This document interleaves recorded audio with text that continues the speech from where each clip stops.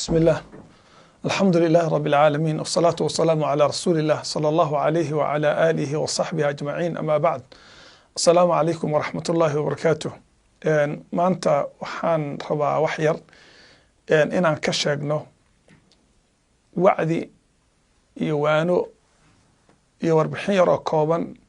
xanuunkan la yiraahdo coronavirus ee hadda adduunka wareeriyey. waxaan rabaa marka 5 qodob inaan ka hadlo. qodobka koobaad wax yar oo warbixin ama hordhac yar oo xanuunkan ku saabsan. waxaan kaloo ka hadli doonaa insha Allah tacaala hadduu Ilaahay yiraahdo xanuunka dhakhaatiirta iyo dadka adduunka hadda jooga waan aragnay waxay sheegeen maxaan ku dari karaa oon inta ahayn. qodobka saddexaad dhimashada iyo noloshaba Allah keena. qodobka afraad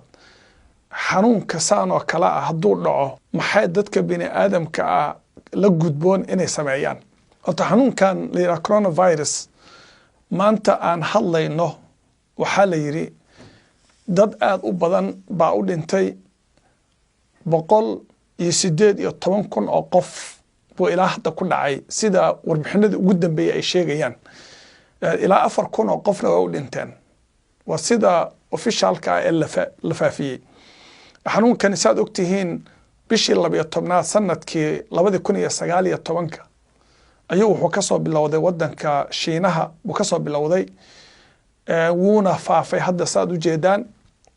hadda maantadan aan idin la hadlayo magaalooyin badan oo Mareykan ka mid ah ayuu ku faafay oo ay ka mid tahay Seattle, Washington, magaaladan hadda joogno Minneapolis ama Minnesota state-ka. ilaa hadda waxaa laga helay 5 qof baa laga helay. ilaa maanta jaamacadda ugu weyneed Minnesota ay galaasyadii fasaxday oo la online ma ahana lama imaan karo. xanuun yar oo maanta la leeyahay indhuhu ma arki karaan oo xubnaha unugyada bini aadamka iyo dhiigga qaadaya ayaa wuxuu gaarayaa qofka inuu dilo oo aan la garanaynin sababka keenaya ilaa hadda aad ogtihiin. waxaan dhihi lahaa marka inaan ku baraarugno awoodda Ilaahay ee rabbaaniga ah inta ay la eg tahay marka loo fiiriyo awoodda bini aadamka. masalada labaad oo aan rabo inaan idin la wadaago waxa weeye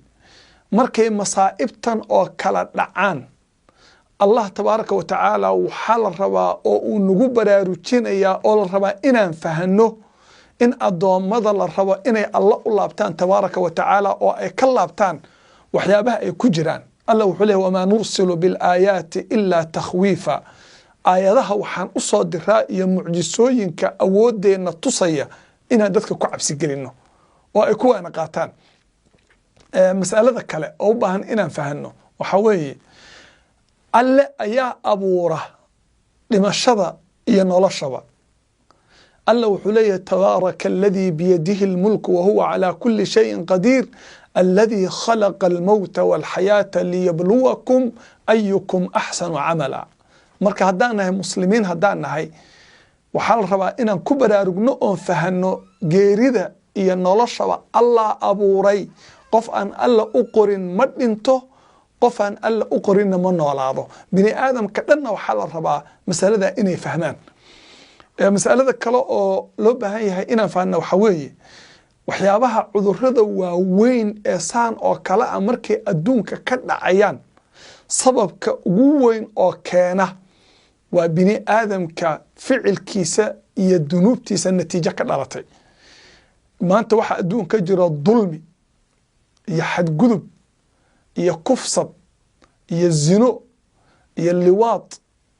iyo xaaraan iyo ribo iyo dad masaakiin oo la gumaysanayo oo lagu dilayo kelimada tawxiidka ku dhawaaqeen. natiijadeedu waxay noqonaysaa sidii Allah uu sheegay ظهر الفساد في البر والبحر بما كسبت أيدي الناس ليذيقهم بعض الذي عملوا لعلهم يرجعون. فساد كيبا كظاهري أدونك برقة يبدوا dadku waxay kasbadeen weeye. allihii dadka abuuray baa dhahaya alla qof mid ka aqoon badanna ma jiro. mid alla ka aqoon badan oo bini aadam ah oo qof bini aadam ah ma jiro allihii abuuray baa saas dhahaya ilaahayna dadka wuxuu ugu talagalay inay kuwaana qaataan waxyaabahan oo kale u laabtaan mas'alada kale oo aan rabo inaan ishaaro waxa weeye daacuunka iyo xanuunada saan oo kale ah ee awoodda bini aadamka ka baxsan dhinac waa ciqaab iyo canaan alla uu ku canaananayo oo uu ku ciqaabayo dadka xadgudubka iyo dulmiga iyo dembiga iyo macsiyada ku jira dhinacna waa raxmad iyo naxariis qofkii ku dhinta asagoo sabraya oo og inuu ilaahay yahay midka wax dilo waxna nooleeya oo sabab uu u noqdo cudurkanina suu nabigu sheegay sallallahu alayhi wasallam waa shahiid waana ahlu janno Aisha radiyallahu anha ayaa nabiga waxay weydiisay sida imaam bukhari ku sugan rasuulka ilaahay waxay tahay sa'altu nabiga sallallahu alayhi wasallam aan taa'un nabigan taa'unka weydiiyay taa'unku waa calool shubanka waa xanuunada saan oo kala ah oo aan la garanaynin wax yihiin oo qofka intuu ku dhaco oo uu shubmo oo uu miirmo uu dhimanayo fa akhbaraha annahu cadaabun wuxuu sheegay inuu yahay cadaab ilaahay uu ku soo diro qofku rabo wuxuu kaloo sheegay ilaahay inuu ka dhigay naxariis markaasuu nabigu wuxuu sallallahu alayhi wasallam qof ma jiro daacuunku uu ku dhacay oo haddana sabray oo ajir raadsaday oo og waxa ku dhacay uun inay yihiin wax alla u qoray ilaa wuxuu leeyahay ajir qof shahiid oo kale wuxuu kaloo nabigu leeyahay sallallahu alayhi wasallam xadiid kale oo imaamu nasaa'i axmed iyo awriyan keyrkood abu hurayra xadiidkiisii ما تعدون الشهيد فيكم محاد كترسان محاد أتقانان قفك شهيدك سيادو حسابسان وحيدها رسولك إلهي وأمدك كل انتي دقالك كل انتي وحيدها وحنقنا قانا من قتل في سبيل الله قفك جدك إلهي اللي قد لي فهو شهيد نبي صلى الله عليه وسلم هدبا دتك الشهداء ومضى يدو ويريهن وحنبي صلى الله عليه وسلم وحيدها ياوي وحنبي صلى الله عليه وسلم مدك جدك إلهي اللي قد لي وشهيد midka asagoo jidka ilaah ku sugan dhintay oo ku socda waa shahiid midka daacuunku dilay ee u dhintay waa shahiid midka u dhintay calool xanuunka waa shahiid calool xanuunka waxaa soo gelaya wax kasta oo cudur ah oo qarsoon oo uurjirka qofka ku dhaca ama ha noqdo kansar ama ha noqdo daacuun ama ha noqdo shuban kale ama ha noqdo keliyo ama ha noqdo beer ama ha noqdo wax gudaha qofka ku dhaca ama ha noqdo coronavirus ka hadda aad u jeedaan oo kale wax kasta oo qofka uu ku jirtiisa intuu ku dhaco qofka bini aadamka si degdeg ku dila waa shahiid buu nabiga sallallahu alayhi wasallam qofkaas waa ahlu janno maxaan halkaas ka aragnay in qofka ku dhintay asagoo sabraya oo alla yaqaana uu yahay qof shahiid oo ajir la oo jannada galaya sababta waa awood ka baxsan weeye oo bani aadanimada ka weyn mas'alada kale oo rabo maanta inaan ka hadlo waana mas'alada muhiimka ah haddii magaalada aan joogno ilaahay ma nagu keeno bilaadeenna iyo dhulkeenna iyo magaalooyinka aan deganahay iyo guryaheenna iyo awlaadeenna iyo ehelkeenna iyo mujtamaceennana allaha nabadgeliye hadduu ku dhaco xanuunkani maxaana la gudboon inaan samayno oo aan ku tallaabsan karaa waxaan halkan idinku diyaariyey sida arki doontaan insha allahu tacaala waraaq ama flyer ka hadlaysa waa broshuur ka hadlaya steebyada la marayo oo qofka la rabo inuu ku dadaalo oo dhan waana la daabici doonaa insha allahu tacaala mar dhow isagoo koobi ah yuu heli doonaa qof walba oo awood u leh inuu helo waxaana la gudboon marka koobaad haddii xanuunkani uu ku dhaco meel aan joogno in aan ogaano awoodda ilaahay iyo naxariista ilaahay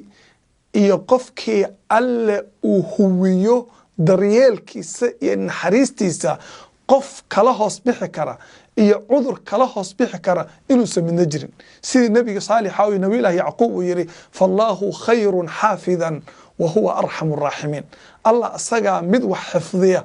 ugu khayr badan oo ugu wanaagsan asagaana mid kastoo naxariista ka wanaagsan inaan marka qalbiga ku qabowsano oo qalbiga aan ku dejisano oo aan ku sheekaysano oo aan dadkeena ka dhaadhicino fallahu khayrun xaafidan wa huwa arhamur rahimin inaan ogaano qul lan yusiibana illa ma kataba lahu lana wixii ilaahay noo qoray maana wax kale inay nagu dhacaynin oo aan ku kalsoonaano oo niyadeenu ay ku degto oo qanaaco ay ku qaado oo qalbigeenu u dego midda saddexaad ومد أن بني آدم كان ألسمنا هاي لربنا إن إنه وجهه رينو أو كجد البدنانو أو أسبابته هي سببها بني آدم كمان تأجاري إن خاطرته أي كنا سيحيين وإن قاضنا وحكسته أو دخاطرته ما أنت أي كنا سيحيين يددك عافماك كنت تخصصي وحنون كان أن كيفوق عن كرو أو أن اسكت دريالي كرو أو أن فافتان كيس كويرين كرنا وإن قاضنا oo dadkeena aan ugu naseexayno oo jaaliyadeena aan ku dhaxfaafino oo masaajideena aan ku dhaxfaafino oo guryaheena aan ku dhaxfaafino oo dadkeena aan ku baraarujino oo aan ku wacyi gelino mas'alada kale oo ay inagoo midda dadka ula siman oo qofka muslimku dadka kale la dheer yahay waxa la rabaa in aan caruurteena iyo inaga nafteena iyo guryaheena iyo ehelkeena aan ku xifdino oo aan ku ilaalino adkaarta ducooyinka quraan akhriska waxyaabaha khaasatan daliiladu ku soo arooreen oo la yiri qofkii saa sameeya waa la ilaaliyaa qofkii saa sameeya musiiba kuma dhacdo waxaan maanta idin sheegayaa ilaa dhowr aayadood oo quraan ah iyo dhowr duco oo biidni illaahi tacaala qofkii akhrista balaayo oo dhan iyo musiibo oo dhan alla uu ka xijaabayo sida xadiistaas iyo aayadahaasi nusuus cadcad ay sheegayso waxaa ka mid ah subixii iyo galabkii inaan akhrisanno aayad kursida qul huwa allaahu axad qul acuudu birabbi alfalaq qul acuudu birabbi annaas waa magangelyooyin qofkana way ilaalisaa 3 mar subixii iyo 3 mar galabkii inaan akhrisano oo awlaadeena aanu akhrino waxa kale kamida nabiga sallallahu alayhi wasallam xadiis imaam muslim uu wariyay ayuu wuxuu leeyahay qofkii meel dega bal ducadan u fiirsada qofkii meel dega oo yiraahdo a'uudhu bi kalimaati llahi taammaati min sharri ma khalaq waxaan ka magan galay kelimadaha alle ee dhammayska tiran wuxuu abuuray sharteeda wax kasta oo shar leh jin insi gaal muslim cadow saaxiib shisheeye ehel cudur wax kasta oo dhib leh coronavirus xanuun kale oo dhaca AIDS waxaan la yiraahdaa TB bahashi maxaan ku dhahaa cancer wax kasta oo shar leh shartiisa baan alla ka magan galay waa cajiib ay ducadaas waxa kale nabiga ka sugan sallallahu alayhi wasallam xadiis Abu Daawud iyo Tirmidhi iyo geyrka ay wariyeen nabiga inuu sallallahu alayhi wasallam qofkii dhaha bismillahi alladhi la yadurru ma'a ismihi shay'un fil ardi wala fis samaa wa huwa as-sami'ul 'alim qofkii dhaha bismillahi alladhi la yadurru مع اسمه شيء في الأرض ولا في السماء وهو السميع العليم قفكي صدح جيرها مركو قلبيستو قلبكي مصيبة كما دعضو إلى كوابريستو قفكي صبحي دهنا صدح مر إلى كقلبيستو مصيبة كما دعضو وعجيب يدو عداس أنو فيرسنو أن عرورتي أنو كو أخرنو أن إنو أخرسنو بسم الله الذي لا يضر مع اسمه شيء في الأرض ولا في السماء وهو السميع العليم وحان كلا الدعاء وقدم بيستان إذا حسوسيني وحوي نبي صلى الله عليه وسلم حديث أبو داود يغير كأوليين بوحليه اللهم إني أعوذ بك من البرص والجنون والجذام ومن سيء الأسقام إلهي وحان كاما قنقلي برسك إيا والدة إيا جوذانك إيا عذر هذا حن أو دن عذر كستو أو حن إلهي كما قنقل دعاء أنا أخرسو ولا مسلم كا يا ولاش مسلم كأهي أن أخرسنا الصبح يا قلب كيبا مركان غيرانو أذكارت الصبح يا أذكارت قلبك يا أذكارت هردada lagu seexdo iyo midda guriga looga baxo markaan akhrisano si khaas aan u ogaano aayadahaas aan idin sheegay iyo axaadiistan aan idin sheegay hadaad awoodid subax alla keena inaad sadaqa baxsato qof sadaqa baxsada musiibo kuma dhacdo ku dadaal waxaan ku soo gabagabeynayaa mowduucan inaan dadkeena u sameeyno baraarujin iyo wacyigelin ah xanuunkan in qofku uu isku ilaaliyo si uusa xanuunkaasi ugu dhicin adkaarta ilaahay iyo kalsoonida alle iyo magangelyada alle markaa kadibna uu qaata asbaabta bini aadamka ilaahay u sahlay ee fadliga ilaahay uu ilaahay fahansiiyey maanta bini aadamka oo dadka kale aan ula sinaano waxaan markaa rajaynayaa inaan laba kaadh wadanno mid aan dadka ula simannahay iyo mid aan khaas la nahay oo iimaankeena iyo islaamnimadeedu ay nagu hanuunisay baaraka allahu fiikum wasalaamu calaykum waraxmatullahi wabarakaatuh ilaahay waxaan ka baryaa inuu na xifdiyo innaga oo dhan iyo awlaadeenna iyo ehelkeenna iyo guryaheenna iyo beledyada aan degannahay iyo maraakisteenna iyo meel kastoo aan joognaba ilaahay inuu nagu ammaansado oo ilaahay uu balaayada oo dhan na gees mariyo baan ilaahay ka baryayaa baaraka allahu fiikum wasalaamu calaykum waraxmatullahi wabarakaatuh